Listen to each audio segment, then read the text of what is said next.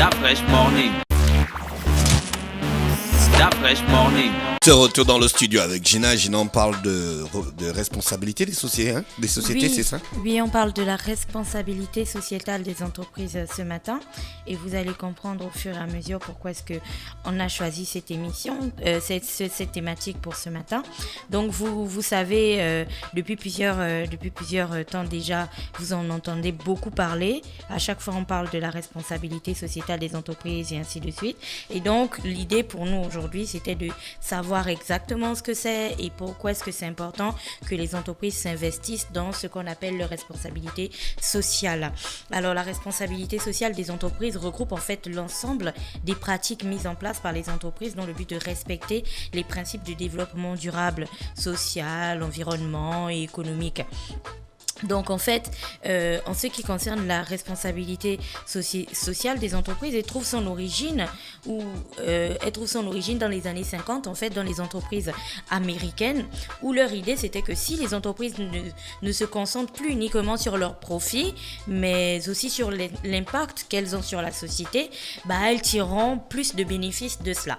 Par exemple, si une entreprise paie mieux ses salariés, elle contribue à leur donner un pouvoir d'achat avec lequel ces derniers pourront acheter ces produits, donc elle pourra faire plus de bénéfices. Et un autre exemple, si par exemple une entreprise gère mieux l'environnement, elle fera des économies à long terme puisque ça va au final lui éviter de gérer des catastrophes naturelles. Donc entre gérer une catastrophe naturelle qui aurait détruit par exemple toute une unité de production ou alors veiller à mettre un petit peu d'argent pour nettoyer un espace ou pour faire en sorte qu'il n'y ait pas d'inondation et ainsi de suite qui pourrait menacer l'outil de production, vous voyez que l'entreprise fait des économies. Donc c'est cette idée-là qui est née dans les années 50 des entreprises américaines et puis qui a fini par conquérir petit à petit en fait le monde du travail un petit peu partout dans le monde, et c'est là qu'il y a eu le développement et l'institutionnalisation de la RSE comme norme du travail, et ça c'était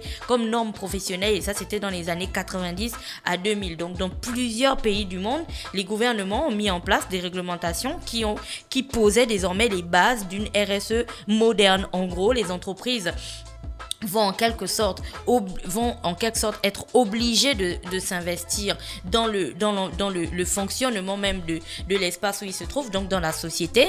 Et puis avec ça présentait d'autres avantages, et puis ça évitait de se laisser aussi distancer par les concurrents, parce que bien sûr vous savez que si on s'investit dans quelque chose de social, on s'attire aussi la sympathie des personnes alentour. Donc c'est en quelque sorte comme une sorte de petite communication voilée qui est tout aussi intéressante pour les entreprises. Donc les outils au fur et à mesure qu'on a avancé dans le développement et cette institutionnalisation de la RSE, on a développé aussi certains outils et certains domaines dans lesquels la RSE s'engage désormais, et on a présenté la RSE comme un véritable outil pour la réalisation de certains enjeux sociaux. Par exemple, aujourd'hui, vous allez voir que pour les entreprises qui veulent vraiment s'impliquer à mettre en place un système de management environnemental, donc dans le cadre de leur responsabilité sociale, parce que l'environnement aujourd'hui c'est la clé.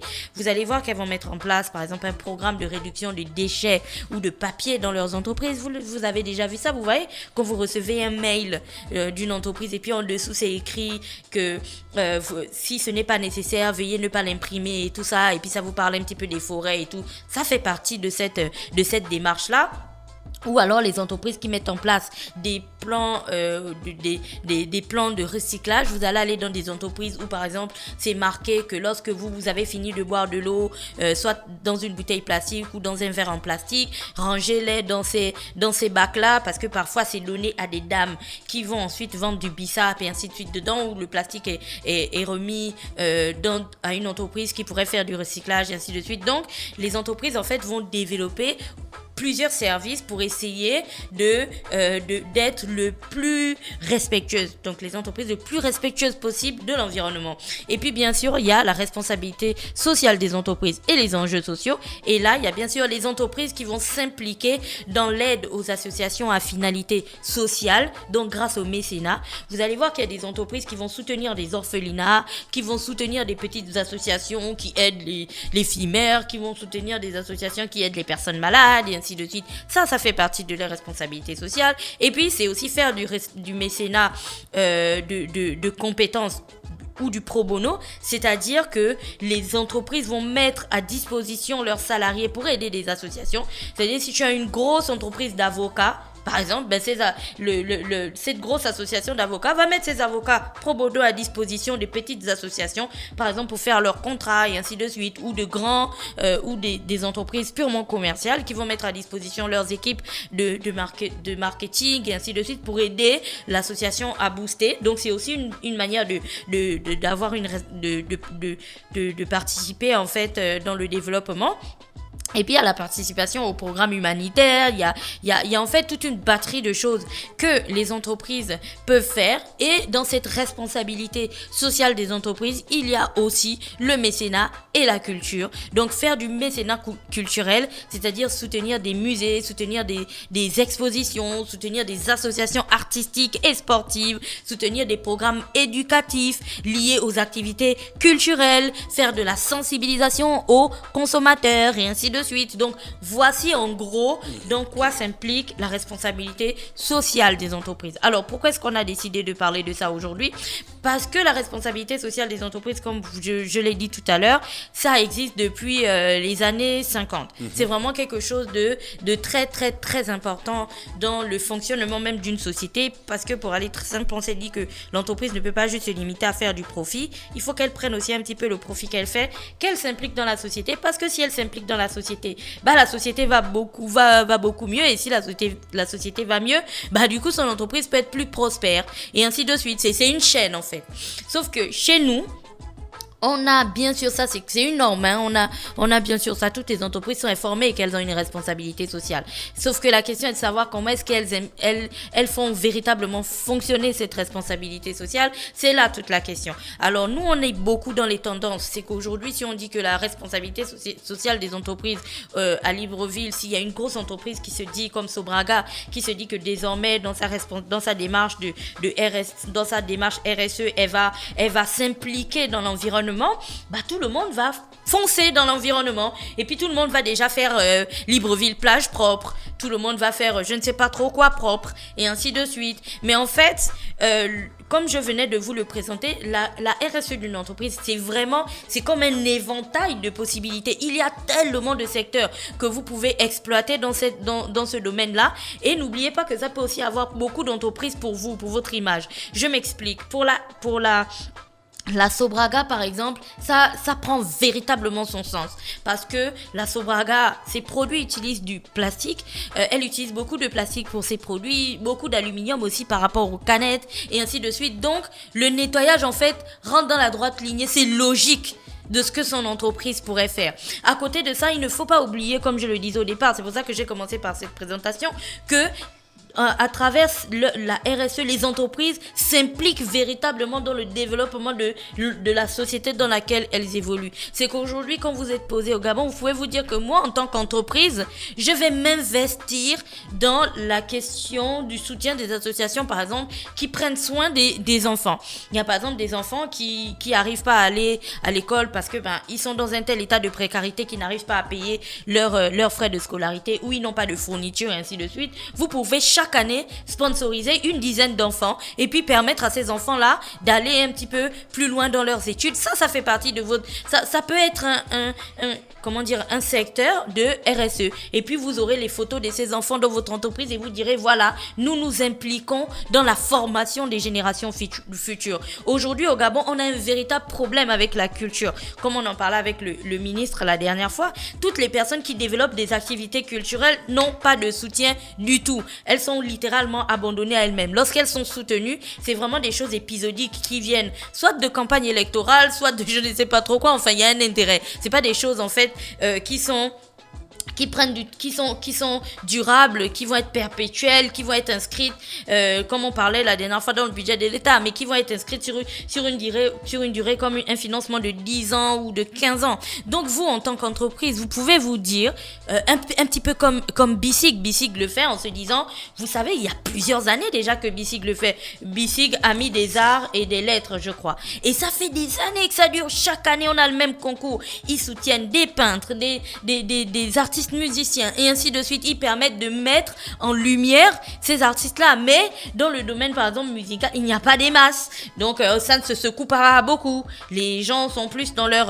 voilà. Or, vous pourrez vous dire aujourd'hui que désormais, notre entreprise va se coller à tel festival et puis, pendant 10 ans, on va accompagner le festival. Ça fait en sorte que vous développez une économie ou un secteur culturel dynamique où pendant 10 ans, ça va reposer sur d'abord la crédibilité de votre entreprise, mais aussi toute sa notoriété, ce qui va donner du poids au festival. Et vous savez que chaque année, à travers ce festival, vos produits ou vos services seront mis en avant. Bref, c'est un éventail. Dans la RSE, il y a véritablement un éventail de possibilités. C'est qu'aujourd'hui, on ne doit pas juste être figé. Je sais qu'au Gabon, on aime beaucoup les buzz, où dès qu'on a un truc, si on dit qu'aujourd'hui, allez, on s'occupe des jeunes filles mères, tout le monde va s'occuper des jeunes filles mères, on s'occupe des grossesses précoces, tout le monde va foncer dans les grossesses précoces, on s'occupe du nettoyage des plages, tout le monde fonce dans le nettoyage des plages, mais en fait, en faisant ça, on met de côté certains secteurs qui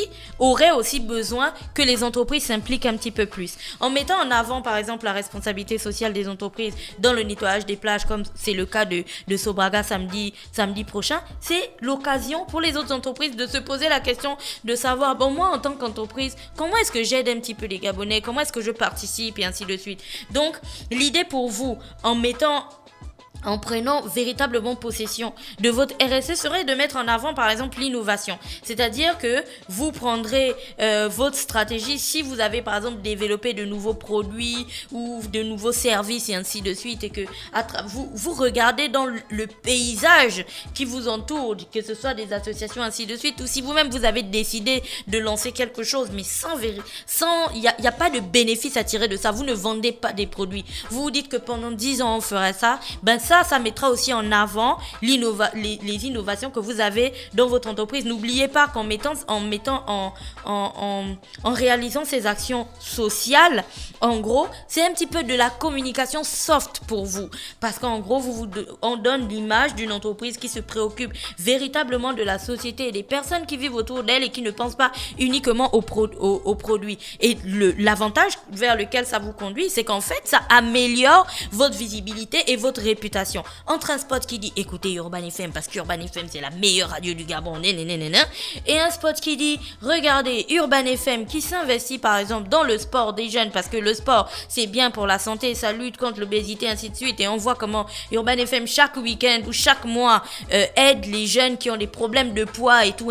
Les gens sont plus touchés par ça parce qu'ils se disent voici une entreprise qui a compris que par rapport à sa visibilité, par rapport au poids et à l'image qu'elle avait, pouvait changer les choses, voici comment elle les change, et donc ça améliore considérablement la visibilité et la réputation d'une entreprise. Après, ça permet aussi d'avoir une équipe efficace. Vous savez, ce matin on parlait de la fête du travail et des 3x8. Pourquoi ? Parce que on ne voulait pas, dans la révolution industrielle, comparer les êtres humains à des machines où pendant 12 heures, pendant 15 heures, tu pouvais travailler et faire le même mouvement. On s'était dit que on va donner...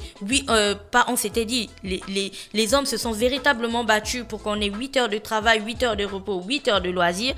Et l'objectif, c'est d'avoir une équipe efficace. Donc, lorsque des gens travaillent dans votre entreprise et qu'après, vous leur donnez la possibilité d'avoir une action sociale, de contribuer en fait au développement de la communauté dans laquelle ils vivent, soit par le nettoyage, soit par l'aide aux personnes défavorisées ou l'aide de personnes en difficulté, ainsi de suite, ils se sentent investis d'une sorte de mission, ils se sentent beaucoup plus importants, donc ils sont plus efficaces aussi au travail. Après, ça réduit les coûts et les risques, comme on le disait au départ. Pour une entreprise, entre investir aujourd'hui dans la prévention contre les risques de catastrophes naturelles et venir corriger ou venir répondre aux conséquences qu'une catastrophe naturelle pourrait causer sur l'outil de production, on est bien d'accord que la prévention est moins coûteuse et beaucoup plus intéressante pour l'entreprise. Et après, bien sûr, on peut miser sur la performance grâce à la RSE parce que là, maintenant, les entreprises apparaissent, les entreprises qui ont une véritable politique RSE, c'est prouvé, apparaissent véritablement comme des entreprises plus performantes avec une rentabilité toujours plus grande. Parce que n'oubliez pas, comme je le disais, c'est aussi un outil de communication, mais c'est aussi un outil pour booster ses employés qui, soit dit en passant, ne sont pas des machines et qui vivent dans une société où ils ont besoin que leurs concitoyens les voient comme des personnes qui ne s'intéressent pas uniquement à leur salaire et à leur petite personne, mais qui s'investissent véritablement dans la vie de la société et qui pensent à ce qui touche les autres citoyens. Donc voici en quoi la RSE est importante, et la RSE ne doit pas juste être présentée comme un buzz. La RSE doit véritablement être inscrite dans le fonctionnement d'une entreprise où chaque année on sait exactement combien on a investi dans la politique de RSE, dans la politique RSE de l'entreprise. On sait exactement quels sont les résultats que l'on a tirés de là, ce qu'on voulait atteindre, et ainsi de suite, et on a avancé. Parce que ce n'est que comme ça qu'on arrive à une société où vous voyez comment d'un côté les entreprises et de l'autre côté l'État en fait se mettent ensemble pour espérer un tout petit peu de développement. Parce que dans toutes les zones isolées du Gabon où vous avez des exploitants forestiers, où vous avez des exploitants d'or et de je ne sais pas trop quoi, si la RSE était véritablement appliquée au Gabon, ces entreprises-là prendraient certains domaines comme par exemple l'entretien de l'infirmerie du village,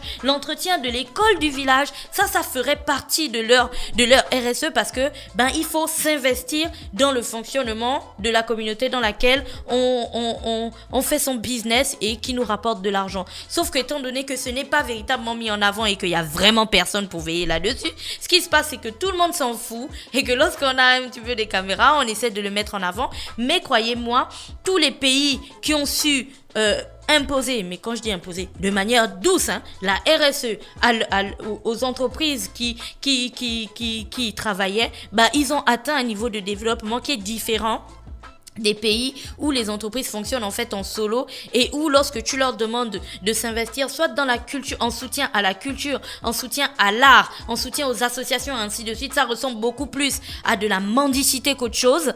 Ces pays-là, ils sont toujours en retard et je vous laisse juger à quel niveau le Gabon se trouve. Pour le cas précis, on se retrouve donc samedi à la plage du lycée Léamba, mais aussi à Kanda et à Ovendo pour l'opération plage propre de la Sobraga, accompagnée bien sûr du RGEDD et de recyclage et collecte. Voilà, donc c'était tout pour aujourd'hui. Merci Gina qui est avec nous ce matin sur les 104.5 Urban FM, la station urbaine dans le Da Fresh Morning, le réveil matinal le plus haut de la capitale sur la radio, la plus haute de la capitale. Da Fresh Morning.